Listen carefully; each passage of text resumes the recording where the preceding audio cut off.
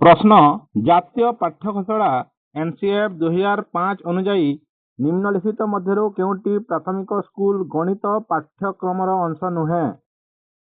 Option A ପ୍ରତିସାମ୍ୟ, option B tiling, option C ଅନୁପାତ, option D ଚିତ୍ରାଙ୍କନ ଓ ସ୍ଥାନୀୟ ଚିନ୍ତାଧାରା। ତାହେଲେ ଏହି ପ୍ରଶ୍ନର ଉତ୍ତର କ'ଣ ହେବ ଆପଣମାନେ କମେଣ୍ଟ ମାଧ୍ୟମରେ ଜଣାନ୍ତୁ। ଚାଲନ୍ତୁ କହିଦେଉଛି, ଆମେ ଆରମ୍ଭ କରିଛେ OTTN assistant teacher preparation series. ଆଜି ଅଛି ପେପର 1 ଅଲ୍ ଷ୍ଟ୍ରିମ୍ ପାଇଁ ଏବଂ ପେପର 2ର ସାଇନ୍ସ ଷ୍ଟ୍ରିମ୍ ପାଇଁ ମ୍ୟାଥ୍ ପେଡାଗୋଜି। ଆଜି ହେଉଛି ମକ୍ ଟେଷ୍ଟ 2। ପ୍ରଥମ ମକ୍ ଟେଷ୍ଟରେ 30ଟି ପ୍ରଶ୍ନ ଡିସ୍କସନ୍ କରିଥିଲେ। ଆଜି ଦେଖିବା ଆଉ 30ଟି ପ୍ରଶ୍ନ, ଯାହାକି 31ରୁ ଆରମ୍ଭ ହୋଇ 60 ପର୍ଯ୍ୟନ୍ତ ରହିବ। ଯେଉଁମାନେ ଆମ ଚ୍ୟାନେଲକୁ ସବସ୍କ୍ରାଇବ୍ କରିନାହାନ୍ତି, ଓଡ଼ିଶା ଟିଚର ହବ୍କୁ ସବସ୍କ୍ରାଇବ୍ କରିବା ପାଇଁ ଅନୁରୋଧ କରୁଛି। ଭିଡ଼ିଓରେ ଲାଇକ୍ ଏବଂ କମେଣ୍ଟ ଏବଂ ସେୟାର କରିବାକୁ ଭୁଲିବେ ନାହିଁ। ଚାଲନ୍ତୁ ଆରମ୍ଭ କରିବା ପ୍ରଥମ ପ୍ରଶ୍ନ।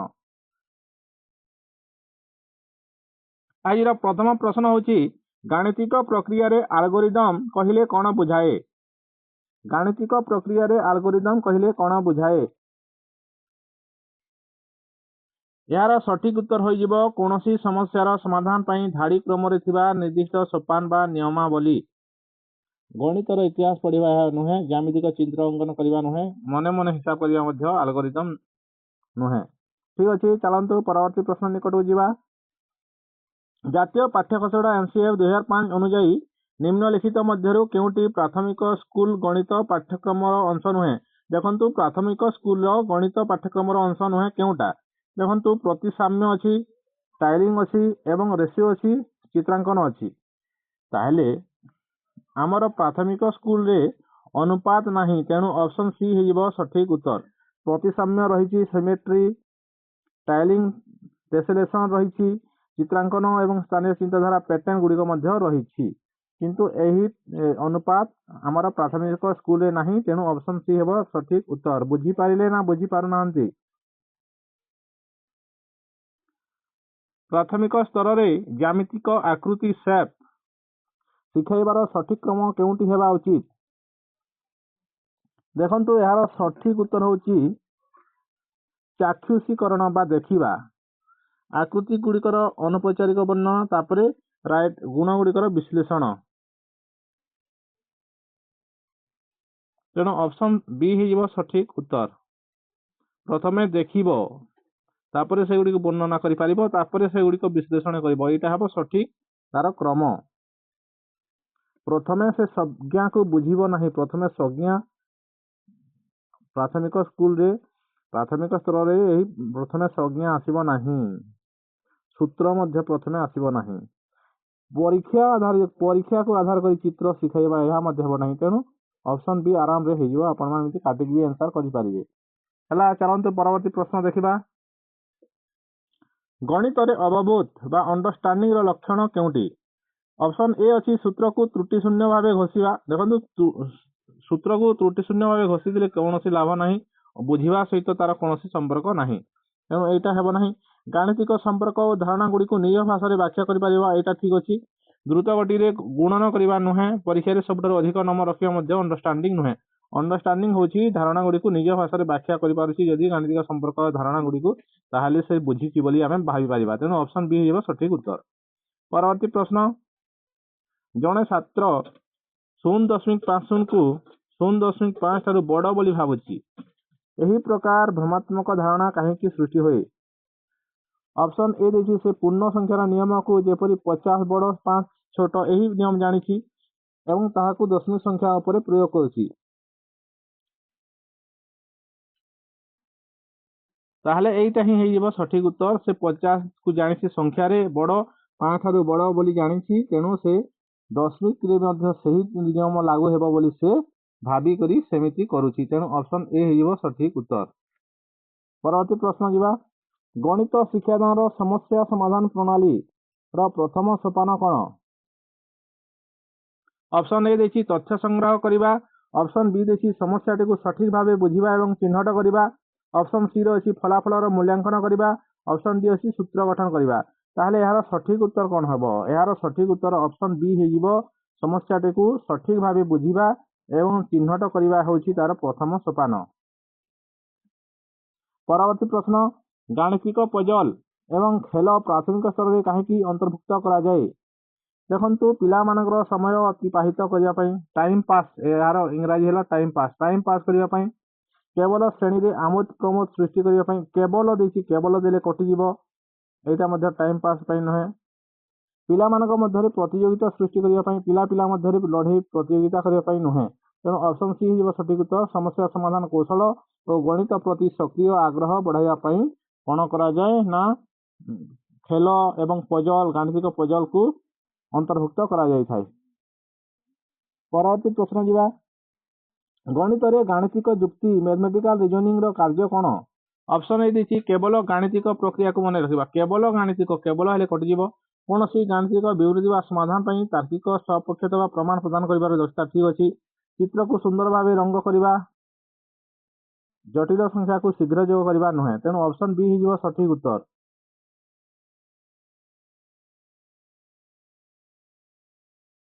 ପରବର୍ତ୍ତୀ ପ୍ରଶ୍ନ ଯିବା,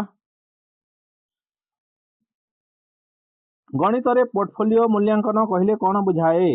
ବର୍ଷ ଶେଷରେ ନିଆଯାଉଥିବା ଲିଖିତ ପରୀକ୍ଷା, ଏଇଟା ସବମିଟିଭ। ଏକ ନିର୍ଦ୍ଦିଷ୍ଟ ସମୟ ମଧ୍ୟରେ ଛାତ୍ର ଦ୍ୱାରା କରାଯାଇଥିବା ସମସ୍ତ ଗାଣିତିକ କାର୍ଯ୍ୟ ଏବଂ କୃତିର ସଂଗ୍ରହ, ଏଇଟା ଠିକ୍ ଅଛି। ଶିକ୍ଷକଙ୍କୁ ଦିଆଯାଉଥିବା ଦଣ୍ଡର ତାଲିକା, କେଉଁ ଶିକ୍ଷାର୍ଥୀକୁ କିଭଳି ଭାବରେ ଦଣ୍ଡ ଦିଆଗଲା ତାହାକୁ ଦେଖାଇବା କି ନୁହେଁ। କେବଳ ଛାତ୍ରର ଗୃହ କାର୍ଯ୍ୟର ଖାତା ଦେଖିବା, ଏହା ମଧ୍ୟ ନୁହେଁ। ତେଣୁ ଅପସନ୍ ବି ହେଇଯିବ ସଠିକ ଉତ୍ତର। ଗୋଟିଏ ନିର୍ଦ୍ଦିଷ୍ଟ ସମୟ ମଧ୍ୟରେ ଛାତ୍ର ଦ୍ୱାରା ଯେଉଁ କରାଯାଇଥାଏ ସମସ୍ତ ଗାଣିତିକ କାର୍ଯ୍ୟ ଏବଂ ତାର କୃତିର ସଂଗ୍ରହକୁ ଯେଉଁ ଲିପିବଦ୍ଧ କରାଯାଇଥାଏ ତାହା ହେଲା ପୋର୍ଟଫୋଲିଓ।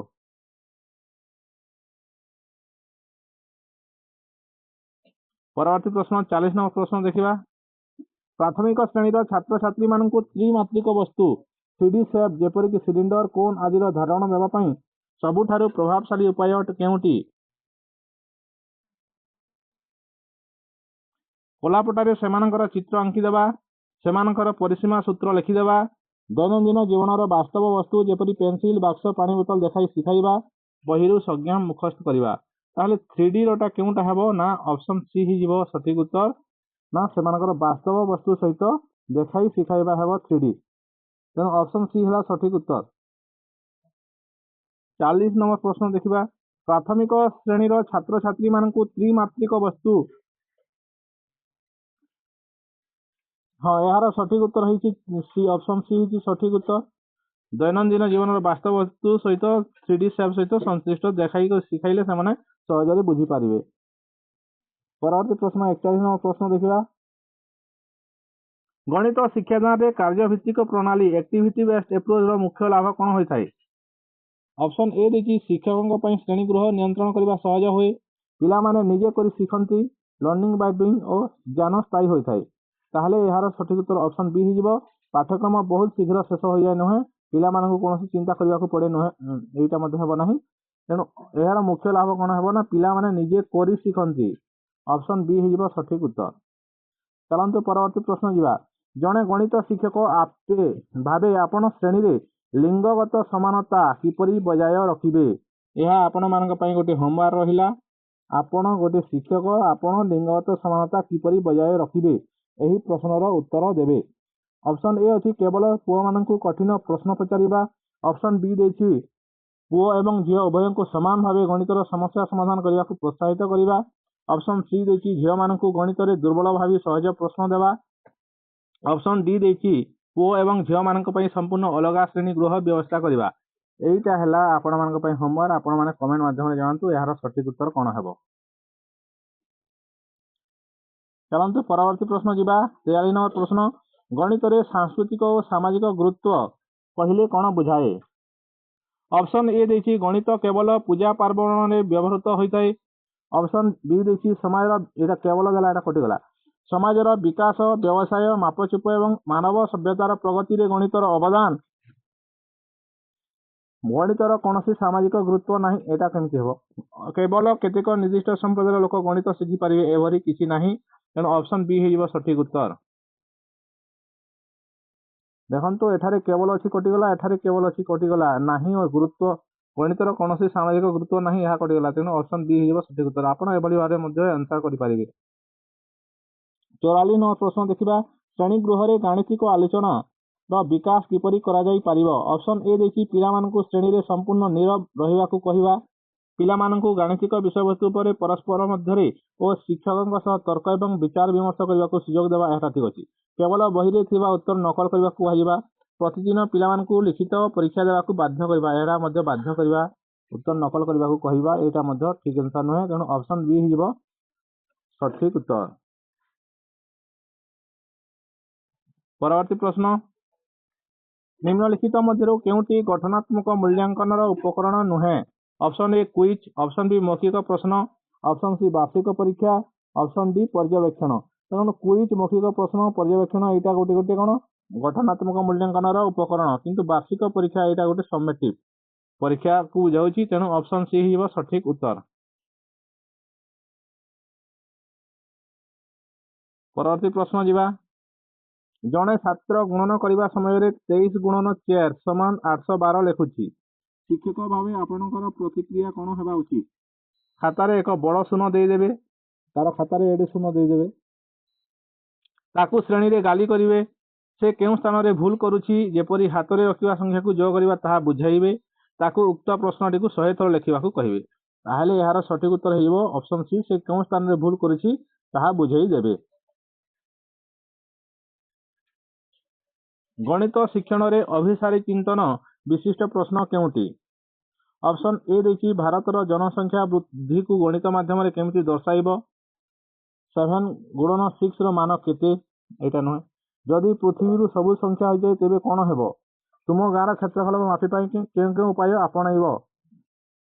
तारे यार सठिक उत्तर हेबो कोन ना अभिसारी चिंतन बोलिछि, ठीक अछि, अभिसारी चिंतन बा कन्वर्जेंट थिंकिंग बोलिछि, तेणु एटा ऑप्शन बी हिजबो सठिक उत्तर। 7 टाइम्स 6 रो मान केते, 7 गुणन 6 रो मान केते, एटा कन्वर्जेंट थिंकिंग अभिसारी चिंतन रो यार वैशिष्ट्य हला। एई प्रश्न हेबो सठिक उत्तर। चलंतु परवर्ती प्रश्न, गणित शिक्षादान रे संश्लेषण प्रणाली बा सिंथेसिस मेथड रो मुख्य वैशिष्ट्य कोन। ज्ञात तथ्य अज्ञात सत्य आड़ को गति करवा, अज्ञात ज्ञात आड़ को गति करवा, जटिल रु अति जटिल आड़ को जीवा, कौन सी नियम व्यवहार न करवा। ताहले यार सठिक उत्तर कौन हेबो ना, यार सठिक उत्तर हेबो ज्ञात तथ्य रु अज्ञात सत्य आड़ को गति करवा, तेणु ऑप्शन ए हिजबो सठिक उत्तर। ऑप्शन ए हिजबो सठिक उत्तर। संश्लेषण प्रणाली रे कौन होता है, प्रश्न रे पूर्व दिया ज्ञात तथ्य गुड़ी को एकाठी जोड़ी आमे अज्ञात सिद्धांत बा प्रमाण आड़ को अग्रसर होता, तेणु ऑप्शन ए हेबो सठिक उत्तर। परवर्ती प्रश्न जीवा 49 नंबर प्रश्न, गाणितिक ज्ञान संरचना पाई निम्नलिखित मध्य केउटी सबुठारु कम गुरुत्वपूर्ण। यार सठिक उत्तर हेबो सूत्र गुड़ी को अविकल मुखस्त करवा, एटा सबुठारु कम गुरुत्वपूर्ण। छात्र पूर्व ज्ञान गुरुत्व देखा कथा, सामाजिक पारस्परिक क्रिया यह निर्भर करथाय, यह समस्या समाधान कर अनुभूति कौन गुरुत्वपूर्ण, किंतु सूत्र गुड़ी को अविकल मुखस्त करवा यह कम गुरुत्वपूर्ण, तेणु ऑप्शन बी हो सठिक उत्तर। 50 नंबर प्रश्न जीवा, प्राथमिक श्रेणी रे परिसीमार धारणा देवाई सबुठारु भल प्रारंभिक कार्यटी केउटी। ताहले यार सठिक उत्तर हो ऑप्शन बी हो सठिक उत्तर। पिला मानकु टेबुल किंबा बहीर चारिपाख सीमा को सूता बा हाथ पापुड़ी रे मापिबाकू कहिबा। 51 प्रश्न देखा, गणित शिक्षण रे भाषा रो भूमिका कौन। गणित पई भाषार कौनसी आवश्यकता नहीं, एटा हो नहीं। गणित चिंताधारा को स्पष्ट संक्षिप्त और सठिक भाव प्रकाश करिवारे भाषा साहाय्य करे, ठीक अछि। भाषा केवल साहित्य श्रेणी रे दरकार हो, यह भूल। भाषा द्वारा गणित जटिल हो जाए कि नुहे, तेणु ऑप्शन बी हो सठिक उत्तर। परवर्ती प्रश्न जीवा, गाणितिक प्रक्रिया गुड़ी को चित्र एवं मूर्त सामग्री माध्यम रे, यही प्रश्न को देखा पूर्व आपण मान अनुरोध जो मैंने आम चैनल को सब्सक्राइब करना दयाकोरी सब्सक्राइब कर दिंतु। आज जदि वीडियो भल लगुच निश्चित भाव में कमेंट माध्यम जनातु, आउ क्यों वीडियो देखा चाहते आप क्यों प्रिपेरेसन करुँच जनइबे। चलते प्रश्न को आलोचना करबा, गाणितिक प्रक्रिया गुड़ी को चित्र एवं मूर्त सामग्री माध्यम रे उपस्थापन करने को ब्रुनन का क्यों स्तर कह जाए। यार सठिक उत्तर हो ऑप्शन ए प्रतिरूपात्मक बा सदृश आइकनिक स्केच कह जाए। चलते परवर्ती प्रश्न जीवा, आयतन धारणा देवाई निम्नलिखित मध्य क्यों शिक्षण सामग्री उपयुक्त। ताहले यार सठिक उत्तर कौन हो ना ऑप्शन ए हो सठिक उत्तर छोट छोट एकक घनक बा क्यूब्स आमको शिक्षण सामग्री दरकार पड़ो यहाँ उपयुक्त हम सठिक उत्तर। 54 नंबर प्रश्न देखा गणित रे अपसारी चिंतन बा डिभरजेंट थिंकिंग कहले कौन बुझाए यार सठिक उत्तर हम एक समस्यार विभिन्न नूतन एवं सृजनशील उपाय समाधान खोजा हम डिभरजेंट थिंकिंग अलग अलग उपाय समाधान खोजा। एवं जी परवर्ती प्रश्न 55 नंबर प्रश्न जड़े प्राथमिक श्रेणी शिक्षक संख्या रेखा व्यवहार क्यों गाणितिक प्रक्रिया करें यार सठिक उत्तर हो कौन जोग हम वियोग हम किंतु केवल केवल देखी तेणु यहाँ कटि जोग वियोग और संख्यार क्रम निर्धारण ऑप्शन सी हो सठिक उत्तर। परवर्ती प्रश्न गणित पाठ्यक्रम संगति बा क्रमन्वयता कहले कौन बुझाए यार सठिक उत्तर हो ऑप्शन बी उच्च श्रेणीर गाणितिक धारणा गुड़ी निम्न श्रेणीर पूर्व शिक्षण उपर आधारित हो क्रमशः जटिल होगा तेणु ऑप्शन बी हो सठिक उत्तर। देखंतु उच्च श्रेणीर गाणितिक धारणा गुड़ी देखंतु गणित पाठ्यक्रम एक स्पाइराल क्रम गति करे जदि जड़े पिला पिला श्रेणी 3 जोग न शिखिब से श्रेणी 4 गुणन शिखि पारिबो नाही एही परस्पर संलग्नता को क्रमान्वयता कंटिन्यूटी कहा जाए जदि जड़े जोग शिखि नाही से गुणन किपरि शिखि पारिबो तेणु एटा हेबो क्रमान्वयता कंटिन्यूटी। एबे जीवा परवर्ती प्रश्न गणित शिक्षादान रे कलापटार व्यवहार सबुठारु भलो क्यों कार्य पई होई थाए देखंतु गाणितिक समस्यार धाड़ी क्रम समाधान एवं मुख्य सूत्र गुड़ी स्पष्ट भाव प्रदर्शन करने में बृहत होता है। देखो गणित श्रेणी कलापटा हूँ सबुठारु सस्ता एवं प्रभावशाली दृश्यमान सामग्री एथिरे हिसाब प्रति धाड़ी को स्पष्ट भाव लिखिले पिला माने प्रक्रिया को सहजरे अनुसरण करिपारंती तेणु एटा हो सठिक उत्तर ऑप्शन बी हेबो सठिक उत्तर। देखो एठारे नेगेटिव पॉइंट देखी चित्र अंकी समय नष्ट करने कौन जिनिस हुए ना शिक्षादान हुए ना सबू पाराग्राफ को उतारिबा को कहबा यहाँ नेगेटिव अच्छी शिक्षक निजे चुपचाप बसवाई कलापटार लिखिदेवे कि एपरी नेगेटिव पॉइंट अच्छी तेणु यह कटिज है। चलतु 58 नंबर प्रश्न देखा जड़े छात्र पाईर मान संपर्क में धारणा देवाई शिक्षक कौन करवा उचित यार सठिक उत्तर हो ऑप्शन बी विभिन्न वृत्ताकार वस्तुर परिधि एवं व्यासर अनुपात मापिबा को कहवा।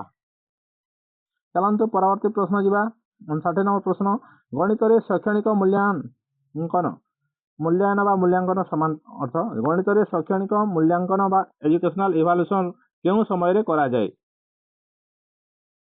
यार सठिक उत्तर हम शिक्षादान शिक्षण प्रक्रिया चली समय एवं यहाँ पर सामग्रिक भाव में करा जाए केवल वर्ष शेष जोटा यह कौन समेटिव इवैल्यूएशन होता है प्रवेश समय यहाँ व्यवस्था मूल्यांकन होता है केवल जिते प्रधान शिक्षक श्रेणी परिदर्शन आसती कौन एमती गोटे दे तेणु यार सठिक उत्तर हम ऑप्शन सी हो सठिक उत्तर। चलतु परवर्ती प्रश्न जावा शेष प्रश्न गणित पाठ्यपुस्तक सेल्फ एसेसमेंट बा स्व मूल्यांकन प्रश्न कहीं दि जाए शिक्षकों काम कमाइवाई दि जाए ना पिला माने निजे निजर शिक्षण प्रगति दुर्बलता को बुझेबा यह ठीक अच्छी अभिभावक मान परीक्षा करने न पाठ्यपुस्तक पृष्ठा संख्या बढ़ाई न ऑप्शन बी हो सठिक उत्तर। ये 60 प्रश्न मॉक टेस्ट 2 जदि वीडियो भल लगा निश्चित भाव में आप कमेंट करूँ और जो मैंने आम चैनल को सब्सक्राइब करना दयाकोरी सब्सक्राइब करने को भूलु ना।